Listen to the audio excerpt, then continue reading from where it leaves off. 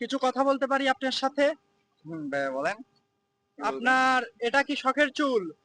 হ্যাঁ, অবশ্যই। আমার শখের চুল জন্য তো রাখছি না। এটা কি আপনি বাবরি রেখেছেন? হ্যাঁ, বাবরি রেখেছি। তো আপনার চুলটা তো মানে সাইড দিয়ে তো আপনি কাটলেও পারতেন। বাবরি রেখেছি সাইডে কাটবো কেন ভাই? আমি এটা বাবরি রেখেছি। এটা আমার শখের চুল। এইজন্য বাবরি রেখেছি। না, সাইড দিয়ে কাটলে একটু সুন্দর লাগলো না, যদি না, না, লাগতো। বাবরি কি সাইডে কাটে? এটা বাবরি রেখেছি। তো আপনার চুল চুলটা থাকবে। কি মানে দেখা যাবে? দেখেন চুল, চুল তো দেখছেন আগে থেকে কাছে থেকে দেখছেন তো। তো আপনি কি কাজ করেন? আমি কি কাজ করব? কাজ নেই তো আমার। ঘুরে বেড়ান? ঘুরে বেড়ানো। হুম। লেখাপড়া করেন না?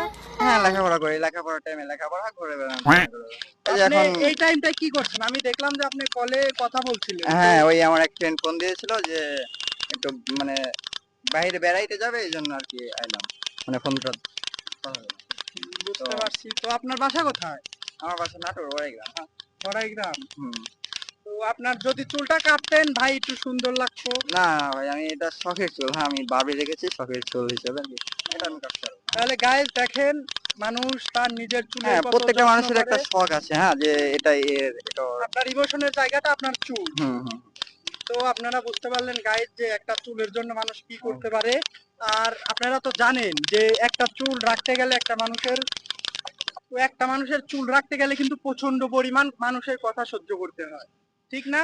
হ্যাঁ, যেমন আপনাদের মতো কিছু মানুষ আসে, এসে এটা ধরে ওইটা ধরে বুঝতে বলতো। পারছি। তো আমার মতো কি আরো মানুষ এসেছে আপনার কাছে? হ্যাঁ, অনেক মানুষ এসেছে এসে বলে যে ভাই চুল রাখছেন। কেউ বলে ভাই আপনার বাসায় অনেক কিছু বলে।